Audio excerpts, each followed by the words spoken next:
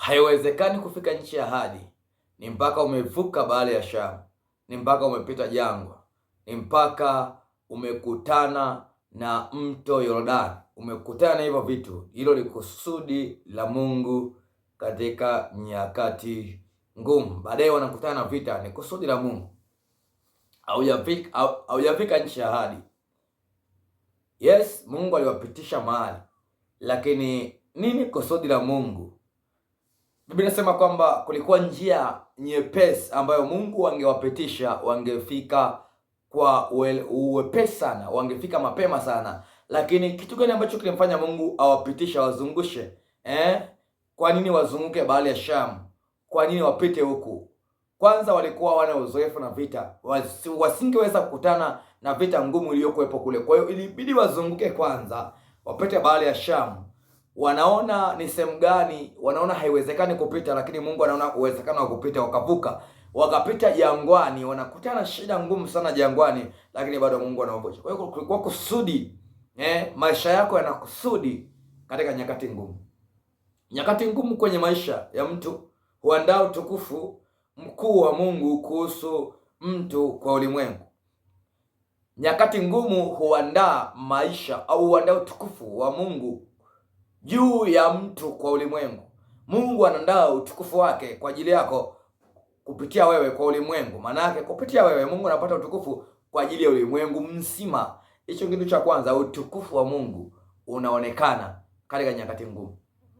Bahari ya Shamu ilipokuwa ngumu, Mungu anaonesha utukufu wake, kwa sababu zile nyakati ambazo walikuwa wanazipitia, nyakati ngumu, Mungu anaonesha utukufu wake.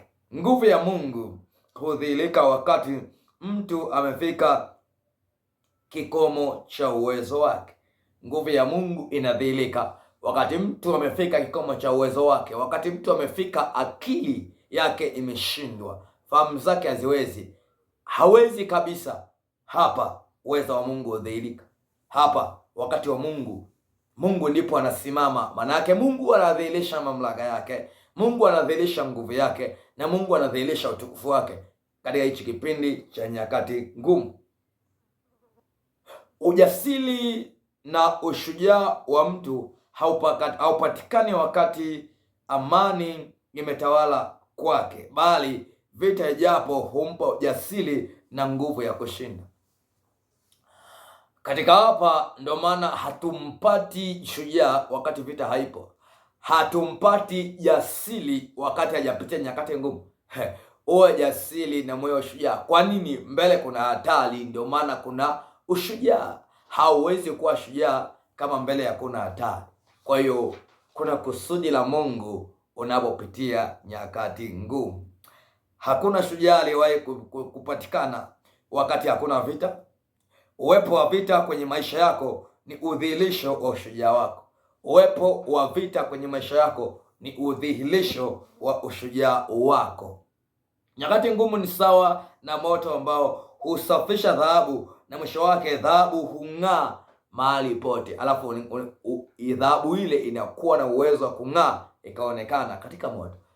Iko kwenye moto ukaisafisha, ikang'aa, ikazidi na moto. Kwa hiyo ni Mungu anaandaa jambo ili uweze kung'aa zaidi, si tu kwa sababu mtu anaangalia kuanguka. No, angalia upande wa pili. Lipi kusudi la Mungu katika nyakati ngumu? Kama si dhambi ambayo imekushika, ni kitu ambacho Mungu amekichukua akupime, maana yake kuna kusudi la Mungu katika nyakati ngumu. Ukivuka hapo, unaweza ukashinda na ukang'aa zaidi.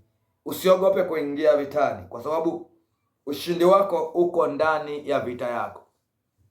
Usiogope kuingia vitani, usiogope kupambana, usiogope kushika silaha, usiogope kuingia vitani, usiogope kupambana, kwa sababu ushindi wako uko ndani ya vita yako. Uko ndani ya vita yako. Huo ndio ushindi wako. Ushindi unapambana na adui. Adui yako ni nani? Hicho kitu ambacho kinakutesa. Usiogope kuingia vitani. Huo ndio ushindi wako. Kuingia mbinguni kunaambatana na kubeba msalaba wako mwenyewe, na kisha ufuate Kristo, na hapo msalaba wako utakuwa mwepesi zaidi. Kubeba msalaba, unachukua ile mizigo, unamtwika Kristo. Wala unatembea na Kristo. unaubeba mwenyewe.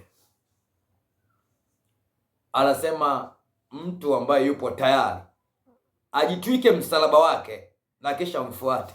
Kwa hiyo kuna vitu Mungu ameviandaa katika nyakati ngumu kwa ajili ya kukuvusha na kukupeleka kwenye utukufu mkuu zaidi ili uweze kung'aa. Haupo tu hapo kwa ajili ya no. Kuna kitu ambacho Mungu amekiandaa. There is great purpose. Kuna kusudi kubwa la Mungu ambalo limesimama, ambalo Mungu ameliandaa, ambalo Mungu ameliweka ili uweze kuvuka. Kwa hiyo usiogope. Hauingii vitani kwa sababu yako mwenyewe, bali vita yako imeambatana na kile kilichopo ndani yako, na utimilifu wa kilichobebwa kwako ni ushindi wa vita yako. Utimilifu ni ushindi wa vita yako. Utimilifu wa kusudi ni ushindi wa ile vita ambayo unapambana nayo. Utimilifu wa kile Mungu amekupatia ni utimilifu, ndio unatokana na ushindi wa vita. Ushindi wa vita unapelekea utimilifu wa kile kitu ambacho Mungu amekupatia. Bwana Yesu asifiwe sana. Ukiendelea kuangalia kihunzi ambacho kiko mbele yako au ukinzani, maana yake itakuzuia wewe kuweza kuruka. Lakini unapopata ujasiri, unapochukua hatua ya kukiruka, utajikuta unaruka cha kwanza, unaruka cha pili, cha tatu. Pale utakapoogopa, maana yake vile vyote ambavyo viko mbele yako hautaweza kuviruka. Kwa hiyo unachukua hatua ya kukabiliana na kiunzi, mwishowe unaongeza spidi na ushindi wako unakuwa uko mbele. Mipaka iliyowekwa mbele ni kusudi ili wewe uweze kuingia ng'ambo ya pili.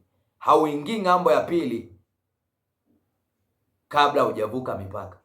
Tanzania ina mipaka, hauwezi ukaingia Kenya ni mpaka umevuka mpaka wa Tanzania uingie Kenya. Kwa hiyo mpaka wako unakusababishia wewe uweze kuingia hatua nyingine au eneo jingine. Kwa hiyo usiogope sana.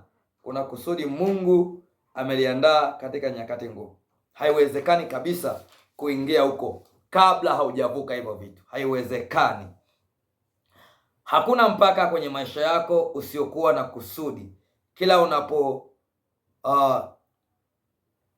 unapofaulu kuruka au kuvuka mpaka fulani, ni lazima utaingia eneo jingine.